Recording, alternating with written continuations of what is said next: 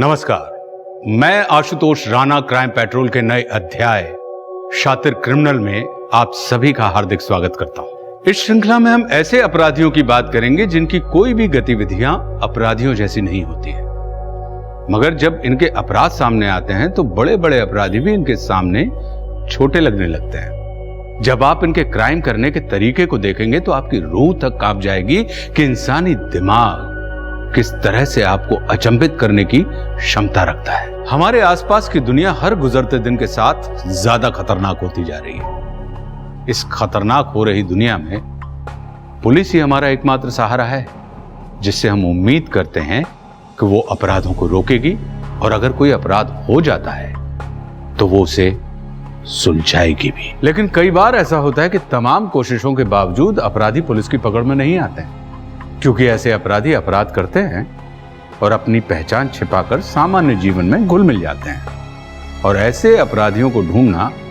भूसे के ढेर में सुई ढूंढने के जैसा होता है।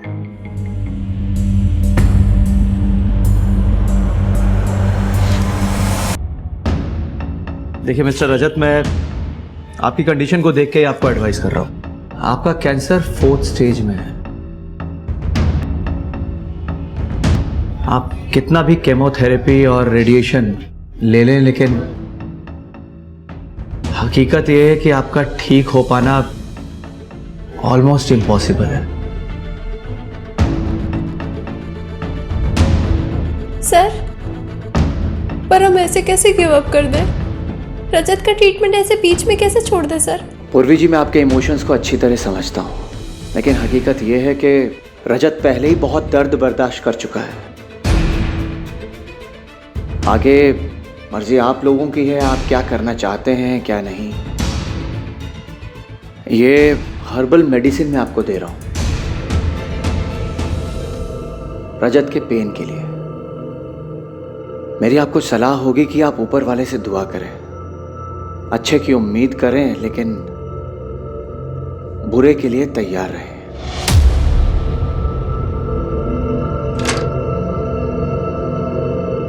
बकवास कर रहा है ये doctor. I can't leave you hanging. कोई बकवास नहीं कर रहे हैं डॉक्टर। तुम्हें भी पता है पूर्वी कि मैं बचने वाला नहीं हूँ, फिर क्यों मेरे साथ तुम भी सफर करना चाहती हो? मुझे तुम्हारे लिए 100 गुना भी सफर करना पड़े ना तो भी मैं करूंगी। बच्चे कुछ पैसे तो क्या घर पे बेचना पड़े तो वो भी बेच दूंगी, पर मैं तुम्हें ऐसे अकेला नहीं छोड़ सकती रजत। तुम मेरे साथ नहीं रहना चाहते क्या?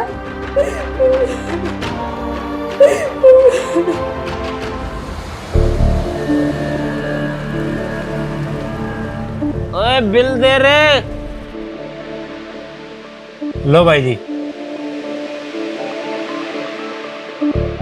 650। भांग खायो कि लूट मची है, लूट लो। लूट किस बात की भाई जी? जो है सब लिखा है बिल में। अबे तू लाख रुपए लिख देगा तो क्या तुझे लाख रुपए दे दूंगा इस 2 कौड़ी के खाने के? ये पकड़, खाना सड़ा गला खिलाएंगे, पैसे पूरे मांगेंगे। अरे भाई जी, इतने की तो आप शराब पी गए। ओए जितना दे दिया उसी में तसल्ली कर। पर भाई जी रुको। ओए हट।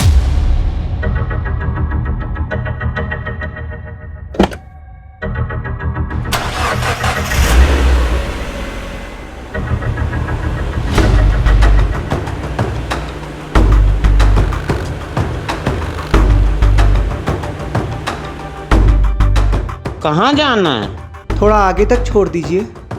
आ जाओ, बैठ जाओ, छोड़ देते हैं।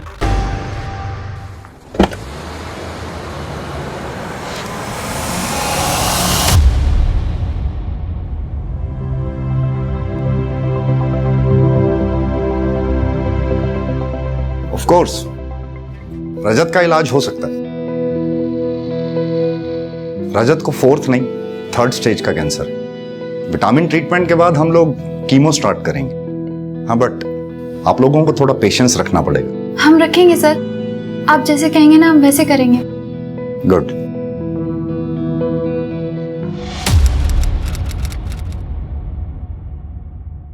आराम से निकालो। गला कटा हुआ है। जी सर। बॉडी को सर्च करो। और ना ही कोई आईडी कार्ड, लगता है लुढ़के से फेंक दिया है यहाँ। बॉडी को पोस्टमार्टम के लिए भेजो और इसकी फोटो क्लिक करो और आसपास के एरिया में लोगों को दिखाओ।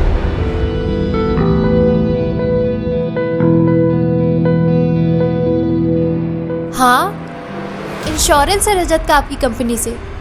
अगर आप पैसे नहीं भरोगे तो कौन भरेगा?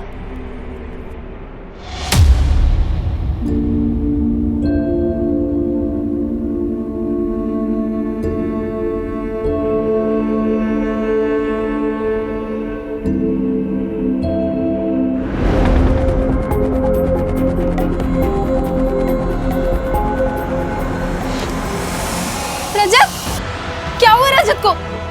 डॉक्टर लेके जाइए इन्हें प्लीज। डॉक्टर, लेकिन हुआ क्या रजत को? रजत!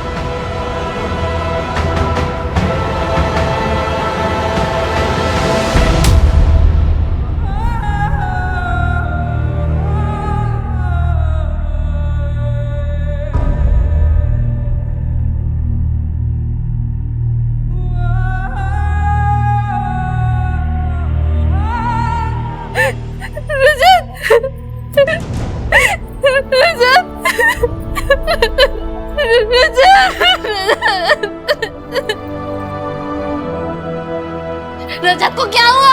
आपने तो कहा था कि वो ठीक हो जाएगा। सब कुछ ठीक था। रजत की बॉडी ट्रीटमेंट को अच्छे से रिस्पॉन्स भी कर रही थी। शायद लास्ट मिनट कॉम्प्लिकेशंस हुई रजत के साथ।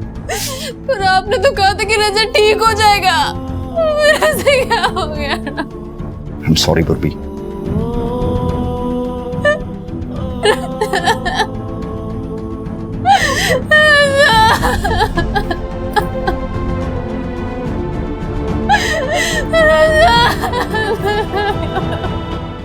हाँ सर, मैं पहचानता हूँ इसको।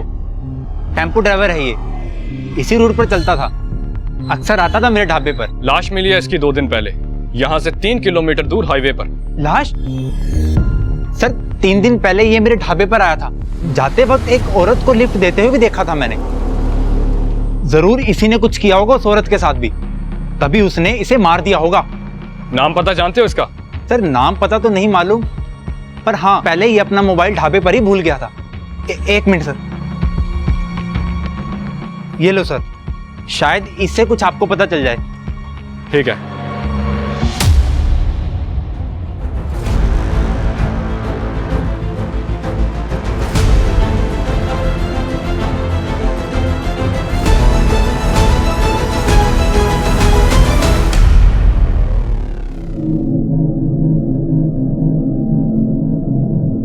आपकी बच्ची को अर्जेंटली हार्ट ट्रांसप्लांट की जरूरत है।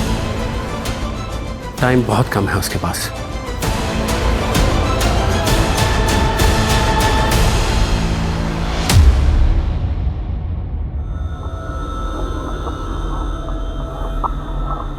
जी आप कौन?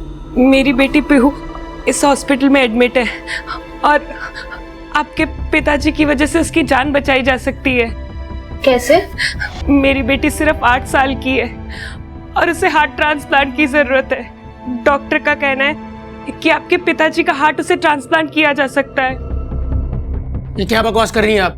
मेरे पिताजी अभी जिंदा है। पर ब्रेन तो डेड है ना, और वो कभी रिकवर भी नहीं करेंगे। ये आप कैसे कह सकती हैं? और अगर ऐसा है भी तो मैं आपकी बेटी के लिए अपने पिताजी को मार दूं? देखिए, आप मेरी बात नहीं समझ रहे। आपके पिताजी ने तो पूरी जिंदगी जी ली, पर मेरी बेटी पीहू, वो तो सिर्फ 8 साल की है। उसके सामने उसकी पूरी जिंदगी पड़ी है। आपके पिताजी की मौत मेरी बेटी को जिंदगी दे सकती है। अरे कौन है ये औरत? भाई साहब, कौन है ये? आप कोई है यहाँ पे? बाहर निकलो इसे। मेरी कोई है यहाँ पे? जिंदगी आपके हाथ में, प्लीज उसे बचा लीजिए प्लीज। भाई साहब प्लीज, लेके जाइए इसे। वो सिर्फ 8 साल की है, आप थोड़ा तो समझिए। उसकी पूरी जिंदगी पड़ी है। भाई साहब प्लीज मेरी बात सुनिए, प्लीज थोड़ा सोचिए। अब अंदर मत जाना।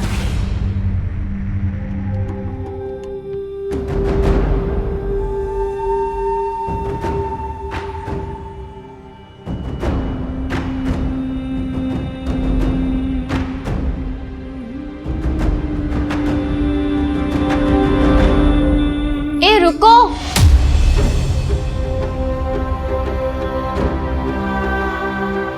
मैं आपकी हेल्प कर सकती हूँ अपने पति को मनाने में। बहन जी आपका बहुत बहुत एहसान होगा, आप प्लीज हार्ट। अरे मेरी बात तो सुनिए पूरी, एहसान की कोई बात नहीं है। आप पापा जी के हार्ट के बदले हमें सिर्फ 5 लाख रुपए दे दीजिएगा। 5 लाख? पर बहन जी इतने पैसे तो मेरे पास नहीं है, सारे पैसे पहले ही पीहू के इलाज में खर्च हो चुके हैं, मैं इतने पैसे कहाँ से लाऊंगी? तो फिर रहने दो, बिना कुछ मिले मैं कैसे समझा पाऊंगी अपने पति को? नहीं नहीं सुनिए, मैं कुछ करती हूँ, मैंने अपने पति से बात करती हूँ, मुझे हार्ट चाहिए। ठीक है।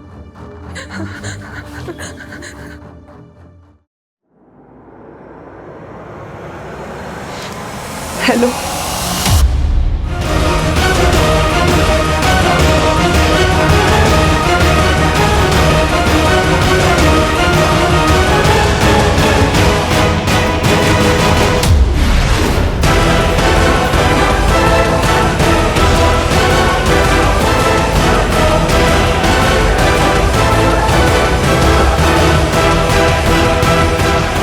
सर, इन 8 मर्डर्स में एक बात कॉमन है, जब जब ये मर्डर हुए हैं एरिया के लोगों ने लाल सलवार सूट पहने एक औरत को देखा है गाड़ियों से लिफ्ट मांगते हुए।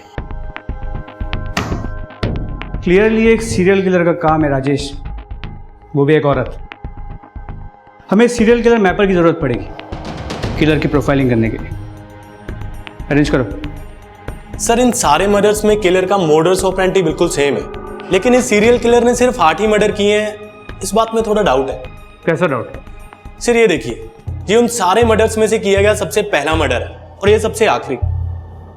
सर लेकिन दोनों ही मर्डर्स के मोडस ऑपरेंडी में कोई डिफरेंस नहीं है, बल्कि इस तरह की किलिंग्स में परफेक्शन आते आते आता है। और इन सारे मर्डर्स में परफेक्ट सिमिलरिटी देख के तो ये कह सकता हूं कि इतने मर्डर्स में इतनी सिमिलरिटी बिना प्रैक्टिस के पॉसिबल ही नहीं।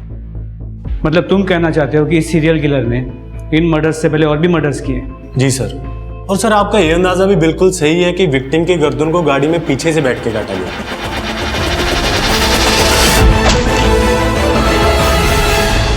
क्योंकि सर ये देखिए, ये सारे कट के मार्क्स फ्लैट ना होकर सर्कुलर हैं और लंबे भी, जैसे गर्दन को पीछे की तरफ से खींच के रेता गया। क्या ये मर्डर्स कोई औरत कर सकती है? सर बिल्कुल कर सकती, क्योंकि पीछे की तरफ बैठ के मारने के लिए ज्यादा फोर्स की जरूरत नहीं पड़ी होगी विक्टिम को कंट्रोल करने के लिए। मगर हाँ, वो फोर्स इतनी भी कम नहीं होगी कि कोई भी औरत इसे आसानी से कर ले। अगर वाकई में ये सीरियल किलर कोई औरत है तो पक्का वो कोई अच्छी कदकाठी वाली औरत होगी।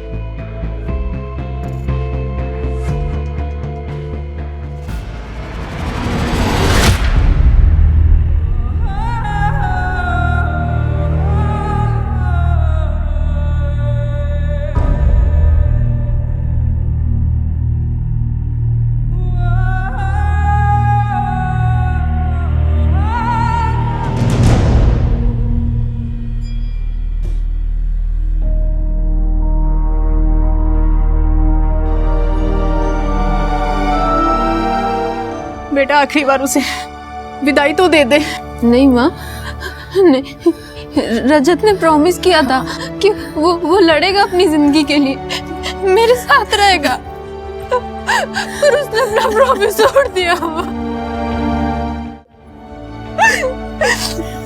वो मेरे साथ ऐसे कैसे कर सकता?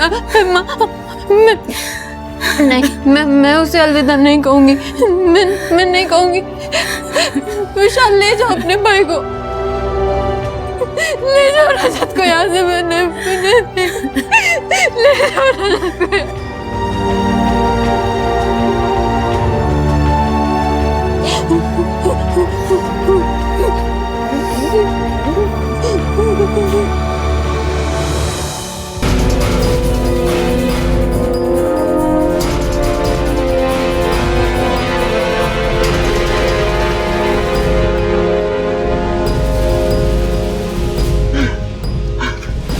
जा भाग।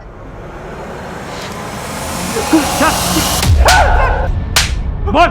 सर मैं सच कह रहा हूँ सर, मैंने कुछ नहीं किया सर, मैंने किसी टैक्सी वाले का खून नहीं किया सर। तो जिस टैक्सी ड्राइवर की डेड बॉडी हमें मिली है उसकी टैक्सी तेरे पास कैसे आई? कौन? पिछले 1 साल से चोरी की गाड़ियों का कलर और चेसिस नंबर बदल के बेच रहा था ना तू? सोच रहा था कभी पकड़ा नहीं जाएगा, लेकिन इस बार तूने जल्दी में चेसिस नंबर बदलना भूल गया। मैंने कुछ नहीं बदला सर, कुछ भी नहीं बदला सर। मुझे गाड़ियाँ वैसे ही मिली थी जैसे आपको मिली है सर। सर तेरी सारी गाड़ियाँ तेरे पास आई कहाँ से तेरे पास? सर कॉल आते थे उन गाड़ियों को उठाने के लिए, और कॉल पर ही अलग अलग जगह का एड्रेस दिया जाता था। उन गाड़ियों को उठाने के बाद पेमेंट वही रखने के लिए बोलते थे साहब।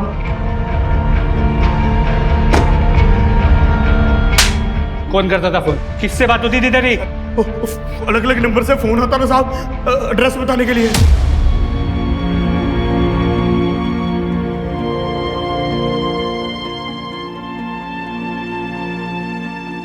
बेटा कुछ खा ले, ऐसे कब तक बिना खाए पिए जागती रहेगी?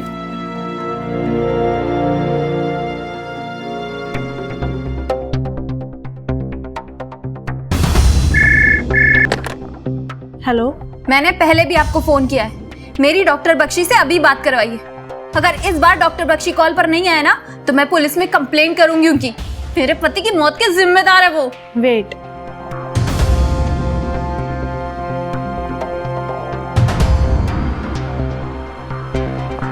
अब किस लिए फोन किया आपने यहाँ पे? आपको अच्छे से पता है कि मैंने आपको क्यों फोन किया है।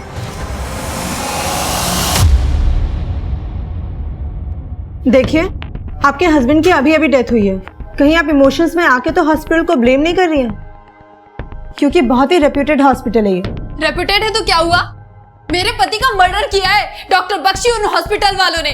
मुझे रिपोर्ट लिखवानी उन लोगों के खिलाफ, कातिल है वो लोग। और आप मेरी रिपोर्ट नहीं लिख रही है, क्यों? क्या हुआ? सर वो मेरे रजत को उन लोगों ने। मैंने सब सुन लिया, आप प्लीज बैठिए बैठिए। मनप्रीत। Yes sir. मैडम से एनसी लो रिटर्न में, और खुद सिटी हॉस्पिटल जाकर पर्सनली चेक करो। Yes sir.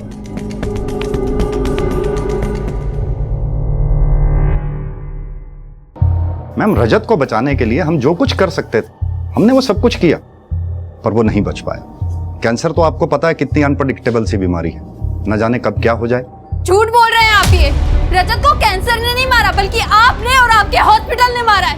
मैं ना कुछ छोड़ो, बाहर जाइए आप, प्लीज बाहर जाइए, लेके जाओ इन्हें। झूठ बोल रहे हैं ये। रजत को बचाने का वादा किया था इन लोगों ने। मैं छोड़ूंगी नहीं, मैं किसी को नहीं छोड़ूंगी। मैं किसी को भी नहीं छोड़ूंगी। देखिए रजत ना तो पहला ऐसा पेशेंट है जिसकी डेथ मेरे हॉस्पिटल में हुई है, और ना ही पूर्वी कोई पहली ऐसी रिलेटिव है जो इस तरह से हंगामा कर रही है। हाँ, रजत की मौत पे मुझे भी डाउट है। डाउट है? पूर्वी मुझसे पैसे मांग रही है रजत की मौत के हर जाने के तौर पर। डॉक्टर बख्शी, मेरे पास जितने भी पैसे थे वो सब रजत के इलाज में खर्च हो गए। मेरे पास कुछ भी नहीं है, मैं अपने खर्चे कैसे उठाऊं? आपको तो कंपनसेशन देना ही होगा, चाहे ऐसे या वैसे। जिस टाइम रजत की डेथ हुई ठीक उससे लगभग आधा घंटा पहले मेरे डॉक्टर्स ने राउंड किया। रजत वाज परफेक्टली फाइन। उसके आधे घंटे के अंदर अंदर न जाने ऐसा क्या हुआ कि रजत की डेथ हो गई। पर उस टाइम पूर्वी अकेली थी मैम रजत के साथ रूम में।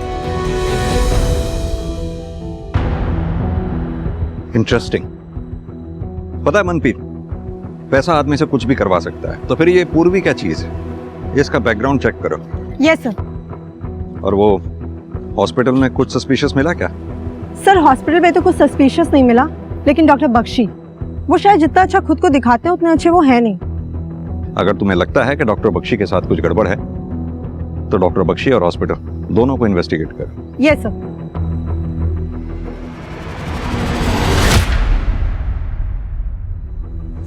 सर मुझे पैसों की जरूरत है, और आप ऐसे कैसे मना कर सकते हैं मुझे पैसे देने से? हेलो,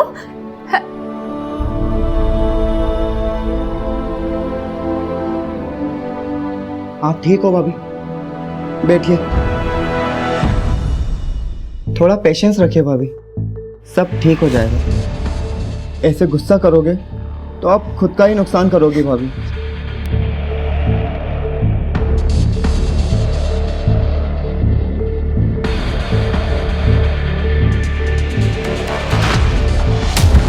मुझे पता है मुझे क्या करना है। तुम ना ज्यादा सिंपैथी मत दिखाया करो और मुझसे दूर से बात किया करो। बार बार यहाँ मत आया करो, चले जाओ यहाँ से।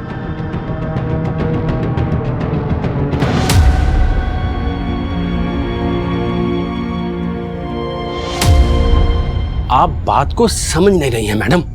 हॉस्पिटल में जगह नहीं है दूसरे पेशेंट्स के लिए, और आपकी बेटी का एक ही इलाज है, हार्ट ट्रांसप्लांट, और वो आप अरेंज नहीं कर पा रही हैं। अब एक काम करिए, या तो इसको आप घर ले जाइए और इसके साथ टाइम स्पेंड करिए प्लीज। आपको समझ में आ रहा है आप क्या बोल रहे हैं? मरने के लिए ले जाऊं अपनी बेटी को घर? मैं आपसे बोल रही हूँ कि एक दिन का टाइम और दे दीजिए। मेरे हस्बैंड कर रहे हैं पैसों का इंतजाम इसके हार्ट ट्रांसप्लांट के लिए। आप समझ क्यों नहीं रहे हैं? बस एक दिन, या तो आप हार्ट अरेंज करिए या फिर इसको आप घर ले जाइए प्लीज। पीहू बेटा, पापा सब ठीक कर देंगे। मैं जानती हूँ माँ।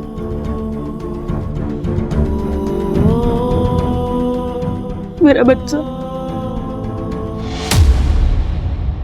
ज्ञान के मर्डर केस में हमारे पास एक ही सस्पेक्ट है, वो ढाबे वाला वीरू, जिसका झगड़ा हुआ था ज्ञान के साथ। ओए जितना दे दिया उसी में तसल्ली कर।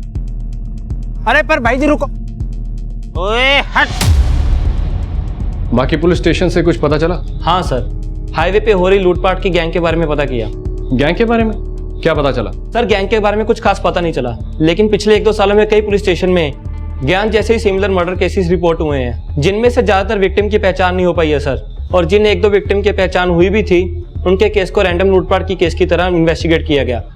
अगर ये ढाबे वाला वीरू उस ज्ञान को नहीं पहचानता और उस लाल सूट वाली औरत के बारे में हमें नहीं बताता, तो हम भी शायद इस केस को एक रैंडम केस की तरह ट्रीट कर रहे होते। सर अब क्या करें? पहले तो हमें यह पता करना है कि ये वीरू सच बोल रहा है या सिर्फ हमें बहका रहा है। तुम ऐसा करो, बाकी के पुलिस स्टेशन से जो भी सिमिलर केस रिपोर्ट हुए हैं उनकी डिटेल मंगवाओ और उसे आपस में टैली करो। देखो कोई लीड मिलती है या नहीं। जी सर।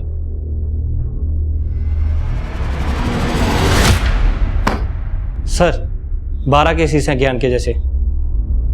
12 केस तो रिपोर्ट हुए हैं तेजिंदर, क्या पता कितने केस रिपोर्ट ही नहीं हुए होंगे। मॉडस ऑपरेंडी को देखकर तो यही लग रहा है कि कोई गैंग एक्टिव है हाईवे पर। और सर वो औरत जो ज्ञान के साथ देखी गई थी? 2 ही पॉसिबिलिटी हैं, या तो वो औरत विक्टिम को फंसा के गैंग के पास लेके जाती होगी, या फिर उसने खुद मर्डर किए होंगे।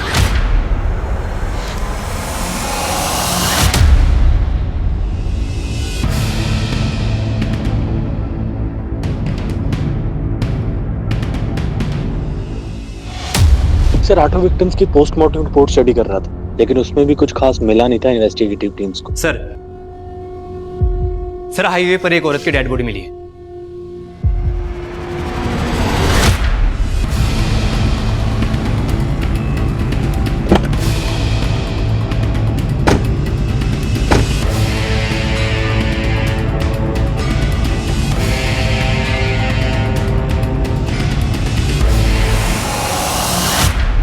सर लाल सूट, सर ये कहीं हुई तो नहीं?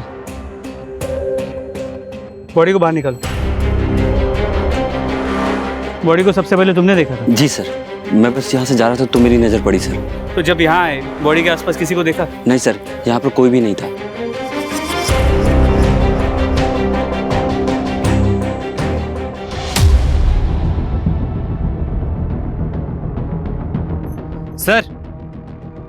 सर इसका नाम प्रतिमा सागर है, और सिर्फ इसकी आईडी नहीं, इसके पर्स से और भी देखिए क्या क्या मिला है।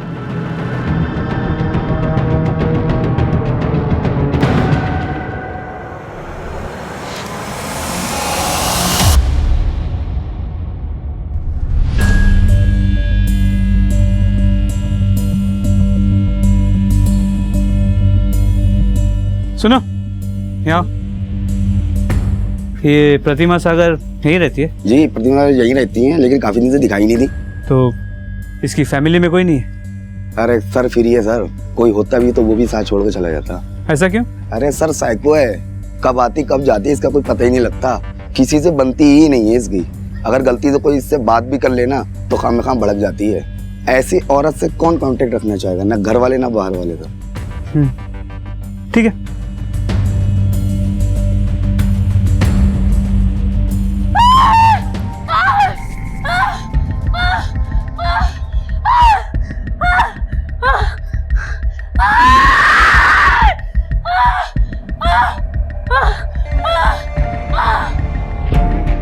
मुझे तो अभी भी यकीन नहीं हो रहा रीवा कैसे मान गई आपकी बात, जो डिलीवरी के लिए हॉस्पिटल के बजाय ये होम बर्थ का ऑप्शन चुना, जबकि उसकी प्रेगनेंसी पहले से इतनी कॉम्प्लिकेटेड है।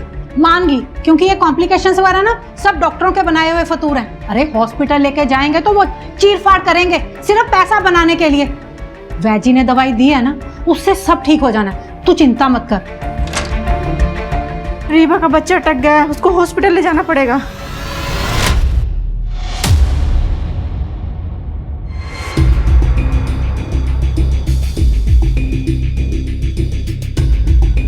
We want justice. We want justice. We want justice. We want justice. We want justice. We want justice. अरे हटिए, हटिए, प्लीज प्लीज प्लीज प्लीज हटिए, स्कूटी स्ट्रेचर लाओ please. We want justice. We want justice.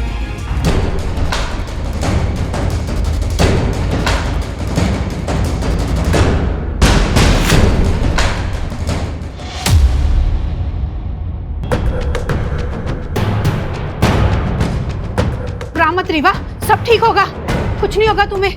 हम hospital में है ना, हौसला रख, सब ठीक होगा रीवा।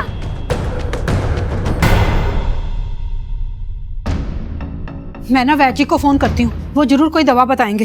किसी को फोन नहीं करेंगे आप, पहले रीवा और मेरे बच्चे की जान खतरे में डाल चुकी हैं आप। अरे तुम तो ऐसे बोल रहे हो जैसे मुझे रीवा की कोई फिक्र ही नहीं। बेटी है वो मेरी। बेटी है?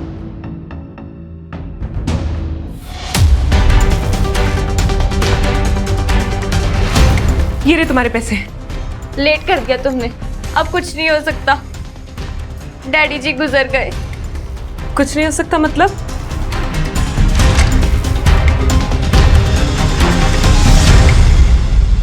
अब तो तुम्हारे ससुर मर गए ना, अब तो इजी हो जाएगा। नहीं हो पाएगा, डेथ हार्ट फेल होने से हुई है और तुम्हें तो हार्ट ही चाहिए था ना। परी मेरी सो रही है, पीहू मेरी सो रही है, परी रानी आएगी, पीहू को खिलाएगी, पीहू खुश हो जाएगी। मम्मा मम्मा चिल्लाएगी, मम्मा मम्मा चिल्लाएगी, पप्पा पप्पा चिल्लाएगी, पीहू खुश हो जाएगी, पीहू मेरी सो रही है, परी। हाँ? पीहू को क्या हो गया? ये सांस नहीं ले रही है। पीहू पीहू बेटा आंखें खोलो।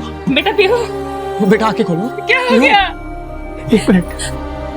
पीहू पीहू पीहू आंखें खोलो बेटा। पीहू पीहू आंखें खोलो।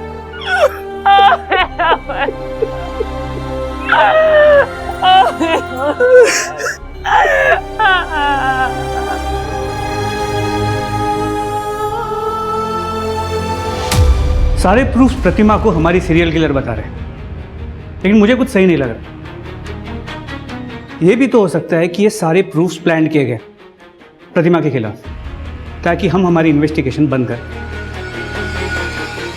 एक काम करते हैं, इस प्रतिमा के मर्डर केस को एक इंडिपेंडेंट मर्डर केस की तरह ट्रीट करते हैं और इसके किलर को ट्रेस करने की कोशिश करते हैं।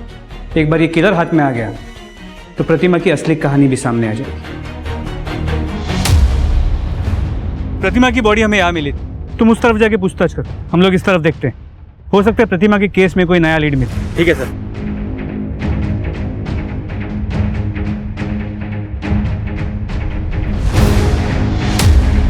इसको, हाँ साहब, इस औरत ने मेरी दुकान से पानी खरीदा था। भैया एक पानी की बोतल देना, थोड़ा जल्दी दे दो।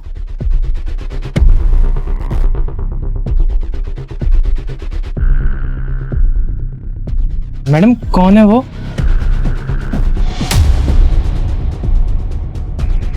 कोई नहीं। कौन था वो आदमी? सब इतना तो नहीं पता, बहुत अंधेरा था, पर वो आदमी ना कद काठी से बहुत लंबा चौड़ा था। यानी कि मेरा शक सही था, कोई तो प्रतिमा का पीछा कर रहा था। उसी ने प्रतिमा को मारा और उसकी बॉडी पे सीरियल किलर होने के प्रूफ प्लांट करके खुद गायब किया। सर लग तो ऐसा ही रहा है। दुकानदार के डिस्क्रिप्शन के हिसाब से पीछा करने वाले की कदकाठी हमारे सीरियल किलर की प्रोफाइल से मैच कर रही है। प्रतिमा के मोहल्ले में जाके पूछताछ करो। देखो किसी ने कोई सस्पिशियस आदमी या औरत प्रतिमा के घर के पास देखा है कि जो कोई भी प्रतिमा को फॉलो कर रहा था वो प्रतिमा के अजीब बिहेवियर के बारे में जानता, और वो ये भी जानता था कि प्रतिमा के आगे पीछे कोई नहीं है। इसीलिए उसने प्रतिमा को हमारी सीरियल किलर बनाकर हमारी इन्वेस्टिगेशन को भटकाने की कोशिश की। हमें एक बहुत ही डेंजरस और स्मार्ट सीरियल किलर को ट्रेस करना है। हमें उसे जल्द से जल्द पकड़ना होगा। न जाने वो अपना अगला शिकार किसे और कहाँ करे। सर जिस पुलिस स्टेशन के ज्यूरिसडिक्शन में डेड बॉडीज मिली थी वो सभी हाई अलर्ट पर है। अलर्ट पर ही रखो उन्हें। सीरियल किलर आजाद घूम रहा है, जल्दी नहीं पकड़ा गया तो और भी मर्डर होंगे। Okay sir. पुलिस की दोनों टीमें सही रास्ते पर थी। एक खतरनाक सीरियल किलर जो उनसे अभी तक हमेशा एक कदम आगे था, उसे पकड़ने में पुलिस को एक बड़ा सुराग मिला कि सीरियल किलर कोई औरत नहीं बल्कि एक पुरुष था जो प्रतिमा का पीछा भी कर रहा था। सिर्फ ब्रेक थ्रू ही नहीं बल्कि पुलिस टीम का यह अंदाजा भी सही था कि जब तक इस सीरियल किलर को वो रोक नहीं पाते हैं तब तक और भी बहुत कुछ होने वाला है इस केस में। डेड बॉडी मिलने में थोड़ा वक्त लगेगा, तब तक आप घर जाइए, मैं आता हूं। जी मैंने सुना आपकी बीवी के बारे में। इन हॉस्पिटल वालों ने आपकी बीवी और बच्चे दोनों को मार दिया ना, जैसे मेरे रजत को मारा था। देखिए आप हमें प्लीज अकेला छोड़ दीजिए। वी आर इन पेन, हम बहुत दुखी है, प्लीज चलो।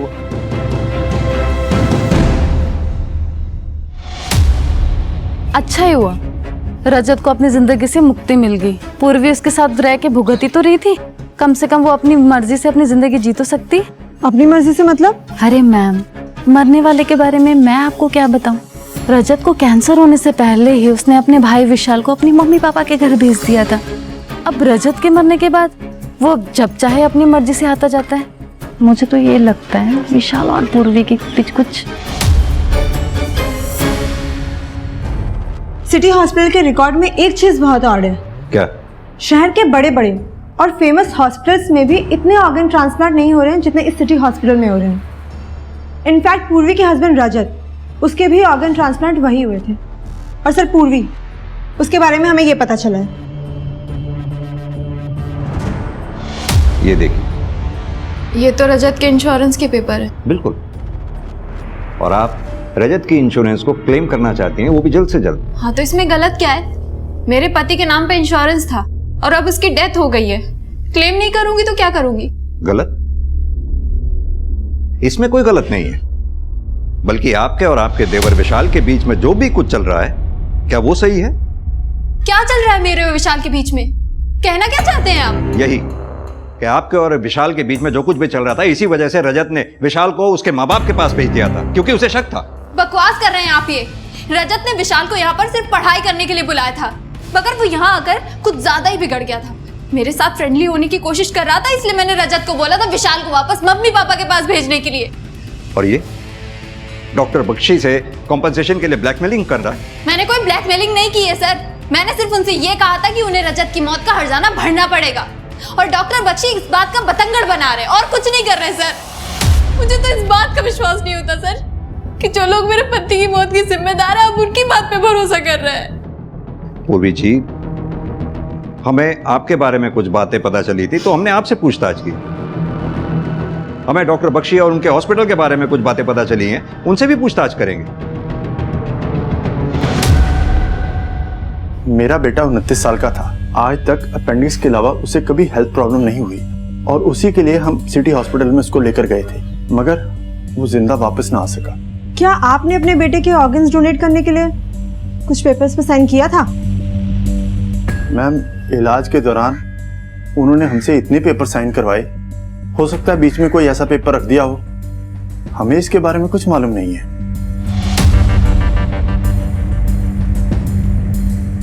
किडनी कौन दे रहा था ये जानकर मुझे क्या करना था मैम? सिटी हॉस्पिटल वालों ने बताया किडनी अवेलेबल है तो मैंने ट्रांसप्लांट करवा ली।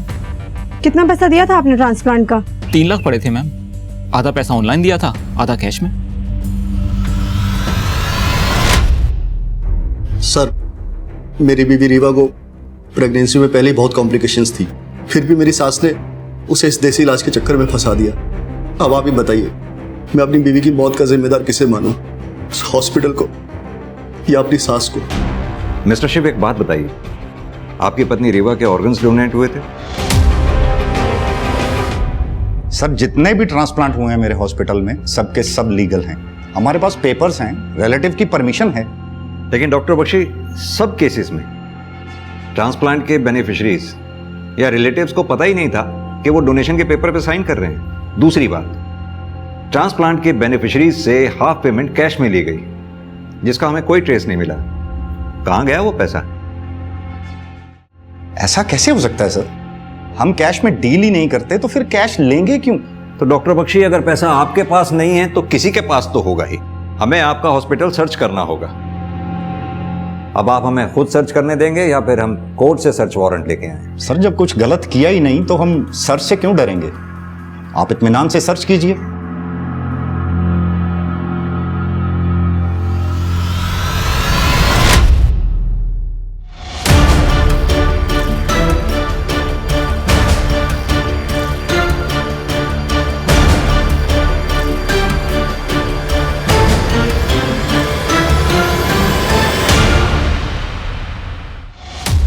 हाँ तो राधा कुमारी जी, हॉस्पिटल के ऑर्गन डोनेशन ट्रांसप्लांट के सारे गड़बड़ केसेस तुम ही हैंडल करती हो, क्यों और कैसे? हॉस्पिटल में कोई और नर्स नहीं है क्या? सर, मेरा यकीन कीजिए, मैंने किसी को कुछ नहीं किया। मैं तो सिर्फ ऑर्गन डोनेशन के पेपर पर रिश्तेदारों की सिग्नेचर लेती थी। धोखे से? ये सारा उसका आइडिया था। वो पहले से ही जानता था कि कौन सा पेशेंट कब बनने वाला है। वो बस मुझे नाम मैसेज कर देता था और मैं सारे पेपर वर्क कंप्लीट कर लेती थी। सब बताए गए पेशेंट के मरने के बाद जिन्हें ऑर्गन चाहिए होते थे, मैं उनसे कैश लेके उसे 70% दे देती थी। मुझे तो सिर्फ 30 ही मिलता था सर। नाम क्या है उसका? नाम बताओ। सर, मुझे नहीं पता। वो सिर्फ मुझे पेशेंट का नाम मैसेज करता था और पैसे कहाँ छोड़ने हैं वो एड्रेस मैसेज करता था। जब तुम उसे जानती तक नहीं हो, इतना दावे के साथ कैसे कह सकती हो कि वो मेल था? सर, मैंने तो सिर्फ आइडिया लगाया है। वो औरत है कि मर्द मुझे नहीं पता। देखो राधा, इतना बड़ा कांड तुम अकेले तो कर नहीं सकते। शराफत से ये बताओ, इस इतने बड़े कांड में हॉस्पिटल का कौन कौन स्टाफ मेंबर तुम्हारे साथ शामिल है? सर, गार्ड रमेश और वार्ड बॉय सुखविंदर। सर, मेरा कोई कसूर नहीं है, मुझे छोड़ दीजिए, मैं बेगुनाह हूँ सर।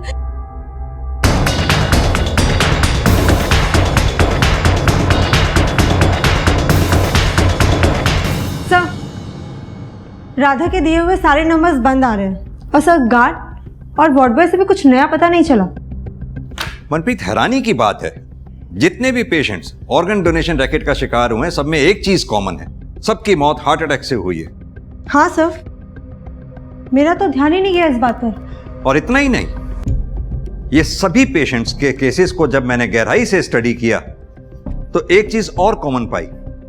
इन सभी पेशेंट का कभी ना कभी एक आयुर्वेदिक डॉक्टर दीप राणा से कनेक्शन रहा है। इन सभी पेशेंट्स का दीप राणा से कनेक्शन होना महज इत्तेफाक नहीं हो सकता, कहीं तो कोई गहरा राज छिपा है। देखिए, आपका कैंसर लाइलाज है। अगर फिर भी कोई डॉक्टर आपको ये कहता है कि वो आपको यहां से ठीक कर सकता है, तो इसका सीधा मतलब ये है कि वो आपसे झूठ बोल रहा है और आपसे पैसे ऐंठना चाहता है।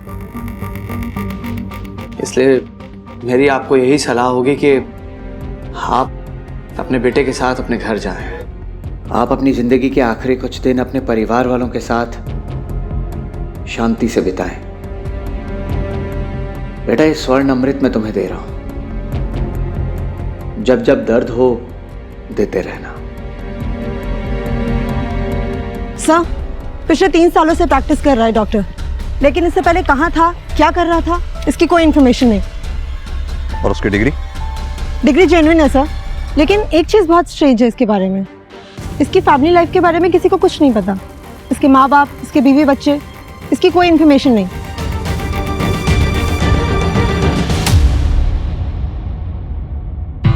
क्या बात डॉक्टर साहब, भागने की तैयारी हो रही है? इंस्पेक्टर साहब, आप लोग यहाँ, और ये आप क्या कह रहे हैं?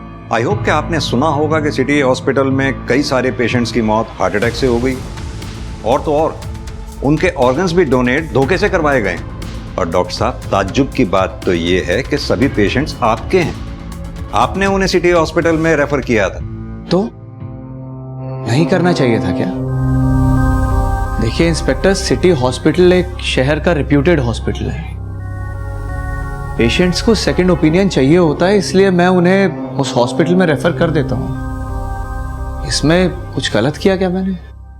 गलत नहीं किया होता तो ऐसे भाग तो नहीं रहे होते डॉक्टर साहब। मैं भाग नहीं रहा हूँ। मैंने अपने लैंडलॉर्ड को 1 महीने पहले ही इन्फॉर्म कर दिया था कि मैं यहाँ से जा रहा हूँ दूसरे शहर। आप चाहें तो उनसे पूछ सकते हैं। पूछ लेंगे, उनसे भी पूछ लेंगे। फिलहाल आप ये बताइए कि आप यहाँ 3 साल से प्रैक्टिस कर रहे हैं। 3 साल पहले आप कहाँ थे, क्या कर रहे थे, इसका कोई रिकॉर्ड क्यों नहीं? 1 मिनट।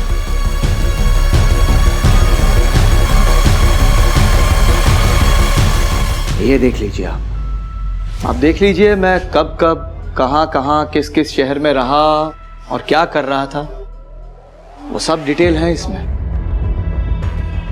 ठीक है डॉक्टर साहब, फिलहाल हम ये डॉक्यूमेंट्स लेकर जा रहे हैं वेरिफिकेशन के लिए। लेकिन हाँ, जब तक हम कहें नहीं ये शहर छोड़कर जाइएगा नहीं। चलो मनप्रीत। काफी दिलेर है सर, एक बार भी नहीं घबराया और हर सवाल का बिल्कुल परफेक्ट जवाब रेडी था, वो भी पहले से। परफेक्ट तो कुछ भी नहीं होता मनप्रीत, फिर ये डॉक्टर कैसे परफेक्ट हो सकता है? एक काम करो मनप्रीत, डॉक्टर की फोटोग्राफ आसपास के पुलिस स्टेशन में सर्कुलेट करवाओ। पता करो इस डॉक्टर का किसी केस से लेना देना रहा हो, अगर हाँ तो उस केस की पूरी डिटेल्स निकलवाओ। इस डॉक्टर का इतिहास गायब है ना, इसका इतिहास निकालकर इसका भविष्य बिगाड़ेंगे।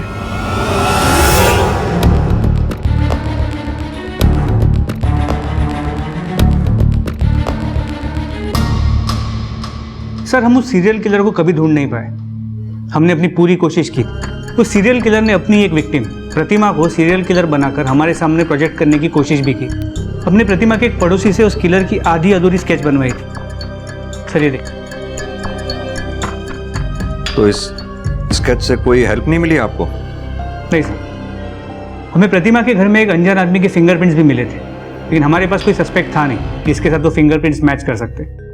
सर, अब आपके पास एक सस्पेक्ट है तो ट्राई करके देखते हैं। नहीं वर्मा जी, ऐसे डॉक्टर दीप राणा के फिंगरप्रिंट्स नहीं ले पाएंगे। वो बहुत होशियार है, डेंजरस भी। हमें उसके फिंगरप्रिंट्स उसकी नॉलेज में डाले बिना लेने होंगे। सर वो कैसे करेंगे? मनप्रीत, एक सर्च वारंट निकलवाओ। Yes sir.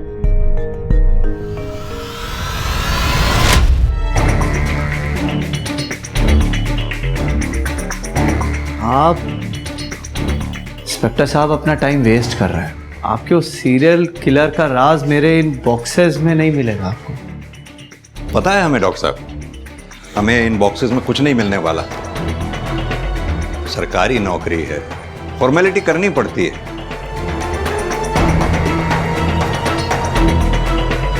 चलो भाई, हो गया बस। ठीक है डॉक्टर साहब, जल्दी मुलाकात होती है। चलो Manpreet.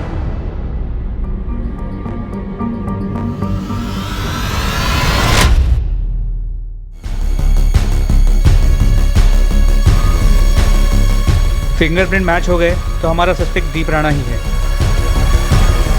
It's a match sir.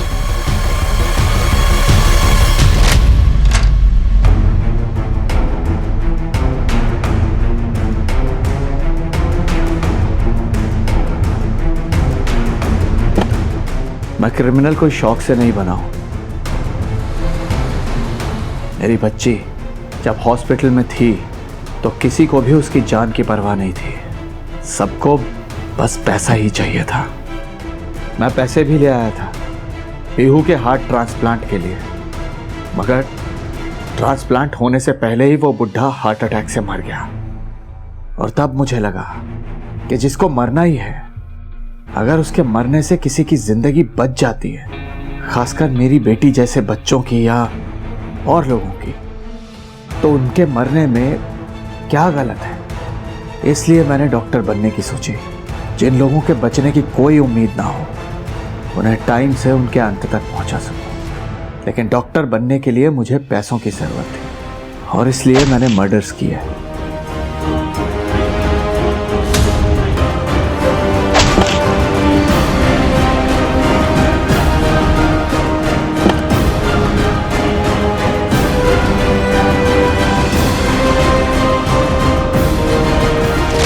जब मैं डॉक्टर बन गया तो शांति से मरने में लोगों की हेल्प करने लगा। मैंने उन्हें बिना दर्द के और बिना तड़पाए मुक्ति दी, अपनी दवा से, जिसे पीकर उनका दिल धीरे होते होते आखिरकार बंद हो जाता था। मेरी बेटी को तो नहीं बचा पाया मैं, लेकिन हाँ, मेरी बेटी के ही जैसे ना जाने कितने ही लोगों को जिंदगी मैंने दी है। दूसरों को मारकर खुद को भगवान समझ बैठा है। कितने ही निर्दोष लोगों की जान ली है तूने, उन टैक्सी वालों की, उस प्रतिमा की। न जाने ऐसे कितने पेशेंट जिसमें से कई बच भी जाते अगर तू बीच में नहीं आता तो। कैसे बच सकते थे इंस्पेक्टर साहब? पैसे देकर, हाँ, दोनों हाथों से भर भर के पैसे देते और जिंदगी खरीद लेते। लेकिन मेरे एक सवाल का जवाब दीजिए आप लोग, उन लोगों का क्या जिनके अपने उन्हीं पैसों की कमी से मर जाते हैं? उन लोगों का क्या? अपनी पापों का ठीक रहा, अपनी बेटी की मौत के ऊपर मत डाल। 2012 से तूने 108 लोगों को मारा है। अगर सिर्फ डॉक्टर बनने के लिए पैसों की बात होती ना तो कब का रुक गया होता, मगर तू रुका नहीं। तो ये मुक्ति दे के मसीहा बनने की कहानी किसी ऐसे को सुनाना जो तुझे जानता ना हो, हमें नहीं। जगतार, लेके जाओ उसे।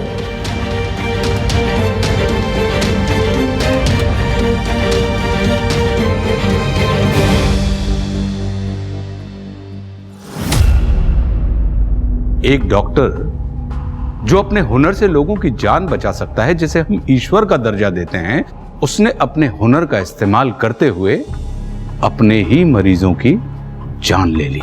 कोर्ट ने आईपीसी की धारा 302, 304 और 120B के तहत डॉक्टर दीप राणा को मानवता के खिलाफ किए गए उसके जघन्य अपराध के लिए फांसी की सजा सुनाई। अक्सर यह होता है कि किसी के साथ हुआ अन्याय उसे अपराध की ओर धकेल देता है, फिर वो इंसान खुद के द्वारा किए गए अपराधों को न्याय की तरह देखने लगता है। आंख के बदले आंख हर किसी को अंधा बना देगा।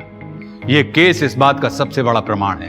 इतने सारे पीड़ित थे इस केस में क्योंकि एक आदमी को लगा कि यह उसकी बेटी का बदला है। बदले की भावना हम मन में रखकर सालों साल अपने जख्मों को खुद कुरेदते रहते हैं। ऐसे जख्म जो वक्त की मरहम से ठीक हो जाने थे, बदले की इच्छा से वो जख्म बार बार उभर कर सामने आने लगते हैं। बदला कभी भी किसी गलत को सही नहीं कर सकता है। इस बात को जो जितने जल्दी समझ लेता है, उसकी जिंदगी उतनी ही आसान हो जाती है। अब मैं आशुतोष राणा विदा लेता हूं आपसे। मैं फिर मिलूंगा आपसे एक ऐसी ही कहानी के साथ जो आपको रखेगी सतर्क और जिंदगी को सुरक्षित। तब तक अपना और अपनों का ख्याल रखिए और देखते रहिए क्राइम पेट्रोल सतर्क। जय हिंद।